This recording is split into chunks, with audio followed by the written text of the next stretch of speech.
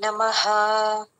वसुदेवसुतं देवं कंसचाणूरमर्दनं देवकी परमानन्दं कृष्णं वन्दे जगद्गुरुं। శ్రీమద్భగవద్గీత 9వ అధ్యాయం రాజవిద్య రాజగుహ్య యోగము. మనం ఈరోజు 5, 6 శ్లోకాలు చదువుకుందాం.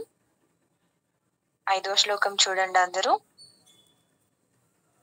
నచ మత్స్థాని భూతాని పశ్య మే యోగమైశ్వరం భూతభృన్న చ భూతస్థో మమాత్మా భూతభావనః. నచ మత్స్థాని భూతాని పశ్య మే యోగమైశ్వరం భూతభృన్న చ భూతస్థో మమాత్మా భూతభావనః. నచ మత్స్థాని భూతాని పశ్య మే యోగమైశ్వరం భూతభృన్న చ భూతస్థో మమాత్మా భూతభావనః.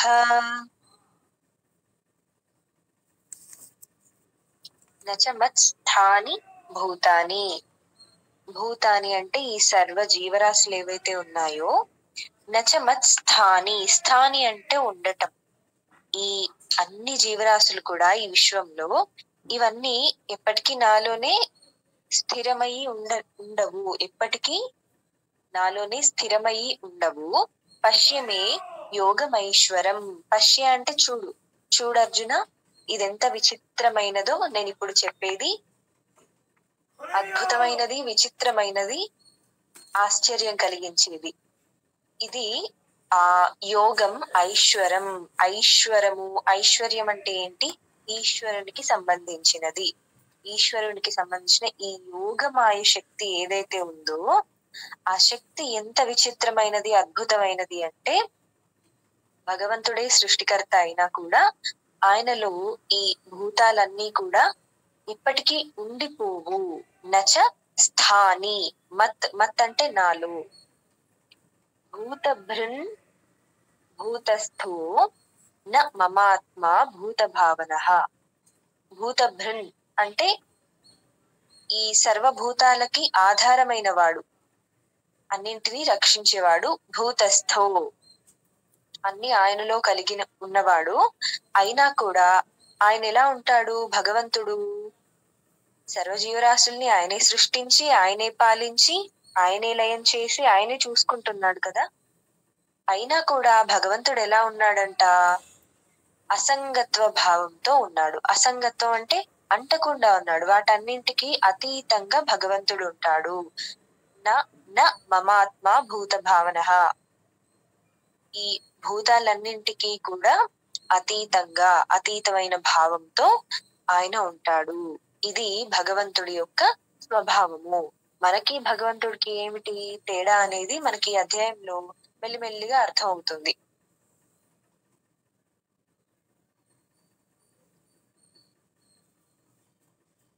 ఇంకొకసారి శ్లోకం చూడండి. నచ మత్స్థాని భూతాని పశ్య మే యోగమైశ్వరం భూతభృన్న చ భూతస్థో మమాత్మా భూతభావనః. ఇది ఎలా సాధ్యము? అన్ని ఆయనే సృష్టిస్తున్నప్పుడు ఆయనకి ఏదో ఒక అటాచ్మెంట్, ఒక సంఘం ఉండాలి కదా అని మనం అనుకుంటాం. దానికి శ్రీకృష్ణుడు ఒక ఉదాహరణ రూపంలో తర్వాత శ్లోకంలో చెప్తున్నాడు. 6వ శ్లోకం చూడండి. యథాకాశస్థితో నిత్యం వాయుః సర్వత్ర గో మహాన్ తథా సర్వాణి భూతాని మత్స్థానీత్యుపధారయ. యథాకాశస్థితో నిత్యం వాయుః సర్వత్ర గో మహాన్ తథా సర్వాణి భూతాని మత్స్థానీత్యుపధారయ.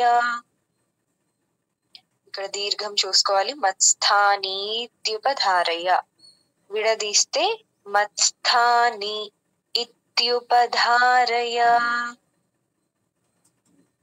ఆ ఉదాహరణ ఏం చెప్తున్నాడు? ఉపమానం అనంటే యథా ఆకాశ స్థితో వాయు నిత్యం. ఎప్పుడు కూడా వాయు అనేది దేన్ని ఆధారంగా చేసుకుని ఉంటుంది? ఆకాశాన్ని ఆధారంగా చేసుకుని వాయువు ఉంటుంది. ఆకాశం లేకపోతే వాయువు సంచరించడానికి అవకాశం ఎక్కడిది? ఆకాశము అనే దానికి అర్థం ఏంటంటే అవకాశ దదాతి ఇది ఆకాశం. ఒకటి ఉండటానికి, అది కదలటానికి అవకాశాన్ని ఇచ్చేదాన్ని ఆకాశం అంటాం మనం. స్పేస్ అంటాం కదా. స్పేస్ అనే దానికన్నా ఇంగ్లీష్ లో అన్నింటికి మనకి పదాలు ఉండవు. ఆకాశం అనే దాన్ని స్పేస్, వాక్యూమ్ ఈ పదాల కంటే మనము చాలా డీప్ మీనింగ్ ఉంటుంది దీనికి. అది ఏదో బయటికి కనిపించే ఖాళీ ప్రదేశం అని మనం చెప్పడానికి వీల్లేదు ఆకాశం అనేదాన్ని. కాబట్టి అనంతంగా ఉండే ఈ ఆకాశం ఏదైతే ఉందో వాయువు ఆకాశాన్ని ఆధారం చేసుకుని నిత్యం అది ప్రవహిస్తూ ఉంటుంది. వాయు ప్రవాహం అనేది జరుగుతుంది. సర్వత్ర గో మహాన్, అంతటా కూడా. సర్వత్ర అంటే అంతటా. మహాన్, మహాన్ అంటే చాలా పెద్దది అని. ఆకాశం అనేది అనంతమైనది. ఆ అనంతమైన ఆకాశాన్ని ఆధారం చేసుకుని ఎలాగైతే వాయు ప్రవాహం అనేది ఉంటుందో ఆ వాయు ప్రవాహం ఎలా ఉంటుంది? కొన్నిసార్లు మెల్లగా ఉంటుంది, చాలా మెల్లిగా ఉంటుంది. కొన్నిసార్లు తుఫాన్ మనం చూస్తాం కదా, ఎంత స్పీడ్ తో వస్తుందో అంత వేగంతో ఉంటుంది. వాయు వేగము అని అంటాం మనము కదా. మళ్ళీ వేగాన్ని వాయువుతోనే పోలుస్తాం. అలా వాయువు అనేది ప్రవహిస్తుంది. తథా అలాని సర్వాణి భూతాని, అన్ని భూతములు, సర్వ జీవరాశులు కూడా మత్స్థాని నాలోనే ఉన్నాయి. నన్ను ఆధారం చేసుకునే అన్ని జీవరాశులు ఉన్నాయి. అన్ని జీవరాశులు అంటే ఎక్కడెక్కడ ఉన్నాయి? మనకి మనొక్క భూమి మాత్రమే తెలుసు. ఈ భూమి చుట్టూ భూమి ఎక్కడుంది? సౌర కుటుంబంలో ఉంది కదా. సూర్యుడు మధ్యలో ఉంటాడు, చుట్టూ వేరే ప్లానెట్స్ ఉన్నాయి, వేరే గ్రహాలు ఉన్నాయి. అన్నింటిలో మన భూమి ఒకటి. ఇలాంటి సౌర కుటుంబాలు ఎన్నున్నాయి? ఎన్నో ఉన్నాయి. అవెన్నో కలిపితే ఒక గ్యాలక్సీ, మిల్కీ వే, పాలపుంత, అలాంటి పాలపుంతలు అసలు లెక్కలేనన్ని ఉన్నాయి. అందుకే మనము అనంత కోటి బ్రహ్మాండాలు అని అంటాం. ఎన్నున్నాయో లెక్కలేదు. కాబట్టి అన్ని గానం ఉన్నాయి. కాబట్టి వీటన్నింటిలో మళ్ళీ మనకు తెలియదు కదా. మనకి పక్క దేశంలో ఎలా ఉంటారో కూడా మనకు తెలియదు. అలాంటిది పక్కన ఉన్న పాలపుంతలో ఆ జీవరాశులు ఉన్నాయా? అవి మనలాగే ఉన్నాయా? అవి కూడా రోజు ఇలాగే భగవద్గీత చదువుతున్నాయి? ఇవేవి తెలియదు మనకి. మనం ఎలా అంటే మేడి పండులో పురుగులు ఏమనుకుంటాయి? ఆ పండు లోపల ఉన్న పురుగులు ఇంతే కావచ్చు ప్రపంచం అనే భ్రమలో ఉంటాయి, ఆ చిట్టి చిట్టి పురుగులు. కానీ వాటికి ఏం తెలుసు? అలాంటి చిట్టి చిట్టి పళ్ళు అవి ఎంత ఉంటాయి? చిన్నగా ఉంటాయి మేడి పళ్ళు. అలాంటి పళ్ళు ఎన్నో గుత్తులు ఆ చెట్టు నిండా ఎన్నో ఉన్నాయని వాటికి తెలుసా? తెలీదు. అలాగే మన పరిస్థితి అంతే. మనం ఒక చిన్న మేడి పండు లాంటి ఒక భూమిలో ఉన్నాము.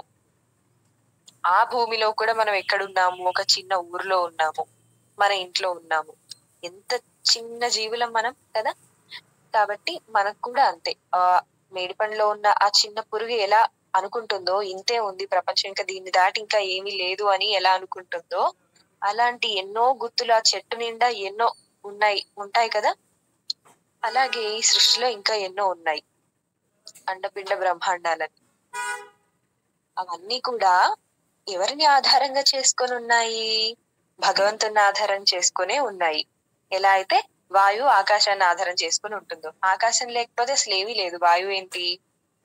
కాబట్టి ఇది ఉపధారయ అంటే ఆధారము చేసుకుని ఉండటం.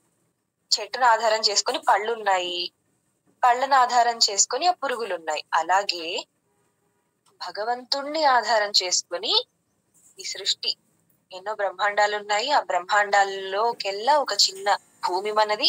ఆ భూమిని ఆధారం చేసుకొని మనం ఉన్నాం. సో ఇక్కడేంటి మూలం ఏంటి? భగవంతుడే. అయినా కూడా భగవంతుడు అసంగత్వ భావంలో ఉంటాడు. ఇన్ని సృష్టించినా ఆయన వీటన్నింటికి అతీతంగానే ఉంటాడు. అది భగవంతుడి గొప్పదనము, భగవంతుడి ప్రత్యేకత. మనకి ఆయనకి అది తేడా, జీవుడికి పరమాత్మకి. ఇంకొకసారి వినండి శ్లోకం. యథాకాశస్థితో నిత్యం వాయుః సర్వత్ర గో మహాన్ తథా సర్వాణి భూతాని మత్స్థానీత్యుపధారయ మత్స్థాని ఇత్యుపధారయ. స్వస్తి.